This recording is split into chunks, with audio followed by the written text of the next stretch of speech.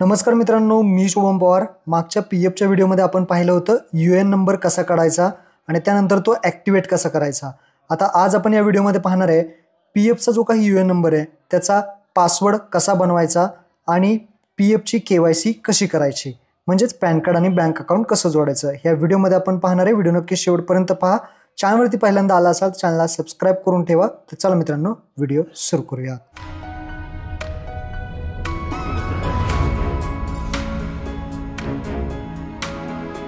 तर मित्रांनो, सर्वात प्रथम यूएनचा पासवर्ड कसा बनवायचा ते पाहूयात। त्यासाठी तुम्हाला या वेबसाईटवरती यायचं आहे। वेबसाईटची लिंक तुम्हाला डिस्क्रिप्शनमध्ये दिलेली आहे। इथे आल्यानंतर आपल्याला यूएन नंबर पासवर्ड विचारतात। आपल्याकडे पासवर्ड नाहीये, त्यामुळे आपण खाली फॉरगॉट पासवर्डचा एक ऑप्शन दिसेल, या फॉरगॉट पासवर्डवरती क्लिक करायचं आहे। फॉरगॉट पासवर्डवरती जसं तुम्ही क्लिक कराल तर इथे आपल्याला थोडी माहिती द्यायची आहे। पहिल्यांदा यूएन नंबर कसा काढायचा यावरती आपण ऑलरेडी व्हिडिओ बनवला आहे, तो पाहून घ्या। तर आपला यूएन नंबर इथे टाका, त्यानंतर नाव टाकायचं आहे। आधार कार्डवरती जसं नाव असेल तसंच नाव इथे टाकायचं आहे। त्यानंतर डेट ऑफ बर्थ, आधार कार्डवरती जी काही जन्मतारीख असेल तीच इथे सिलेक्ट करायची आहे। त्यानंतर मेल आहात, फिमेल आहात, पुरुष स्त्री जे काही ऑप्शन आहे ते सिलेक्ट करायचं आहे। त्यानंतर मोबाईल नंबर टाकायचा आहे। आधार कार्डला जो मोबाईल नंबर लिंक असेल तोच मोबाईल नंबर इथे टाकायचा आहे। त्यानंतर इथे ऍक्सेप्ट करायचं आहे आणि जो कॅप्चा दिलेला आहे तो कॅप्चा टाकून आपल्याला खाली आहे तसा कॅप्चा टाकायचा आहे आणि गेट ऑथरायझेशन पिन वरती क्लिक करायचं आहे। ही माहिती अचूक टाकायची, व्यवस्थित टाकायची, आधार कार्डवर जशी आहे तशीच टाकायची आहे। आधार कार्डला जो काही मोबाईल नंबर लिंक आहे त्यावरती ओटीपी पाठवला जाईल, तो ओटीपी या बॉक्समध्ये तुम्हाला टाकायचा आहे। त्यानंतर न्यू पासवर्ड विचारलेला एक पासवर्ड बनवायचा आहे, तुमचं नाव @123 अशा पद्धतीने, आणि तोच पासवर्ड तुम्हाला खाली कन्फर्म पासवर्ड मध्ये सुद्धा टाकायचा आहे। तर ओटीपी आलाय, मी इथे ओटीपी टाकतो।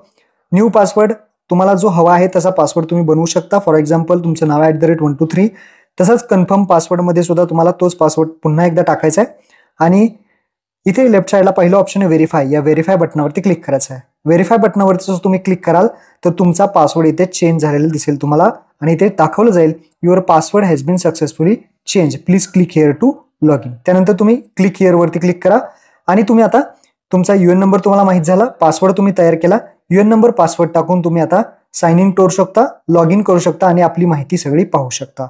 आता आपल्याला जो काही केवायसी आहे, पासवर्ड कसा बनवला ते समजलं, आता केवायसी करायची। आता केवायसी करण्यासाठी आपल्याला यूएन नंबर पासवर्ड लागतो, हे दोन्ही आता तुमच्याकडे आहे। जो काही यूएन नंबर आहे तो या बॉक्समध्ये तुम्हाला टाकायचा आहे आणि त्यानंतर जो काही पासवर्ड तुम्ही बनवला होता आता तो पासवर्ड इथे टाकायचा आहे आणि खाली साइन इन बटनावरती क्लिक करायचं आहे। साइन इन केल्यानंतर जो काही ओटीपी आहे तो तुमच्या मोबाईलवरती पाठवला जाईल, तो ओटीपी इथे या बॉक्समध्ये टाकायचा आणि सबमिट करायचा आहे। आता भरपूर जण म्हणतात की केवायसी का करायची, कारण बँक अकाउंटची केवायसी केल्याशिवाय तुम्ही पीएफ काढू शकत नाही, त्यासाठी आपल्याला केवायसी करायची। तर आता हा ओटीपी टाकून सबमिट करूयात। आता केवायसी करण्यासाठी तुम्हाला वरती भरपूर ऑप्शन दिसतील, home, view, manage account, online service. आपल्याला मॅनेज वरती क्लिक करायचं आहे आणि 3 नंबरचा पर्याय आहे केवायसी, या केवायसी ऑप्शन वरती क्लिक करायचं आहे। केवायसी ऑप्शन मध्ये आल्यानंतर तुम्हाला इथे 3 बटन दिसतील, ज्यामध्ये बँक, पॅन, पासपोर्ट 3 ऑप्शन तुम्ही ऍड करू शकता। सगळ्यात पहिला जो मॅन्डेटरी ऑप्शन आहे ते बँक अकाउंट, आपल्याला मॅन्डेटरी अकाउंट ऍड करावंच लागतं। दुसरा आहे पॅन, 50,000च्या वरती जर पीएफ गेला तर पॅन कार्ड हे कंपल्सरी आहे, तर आपण हे दोन्ही आत्ताच ऍड करून घ्या।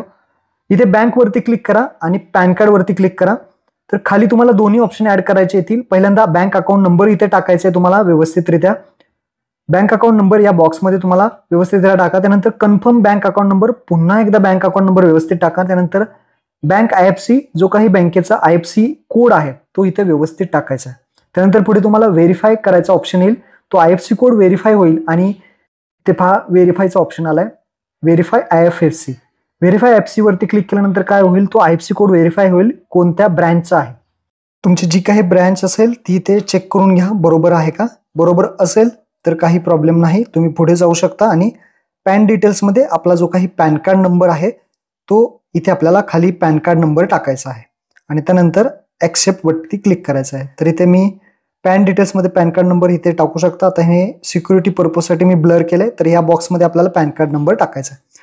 Account number, pan card number सगळे टाकल्यानंतर खाली ऍक्सेप्ट करून सेव्ह बटन दिसेल इथे तुम्हाला, या सेव्ह बटनावरती क्लिक करायचं आहे।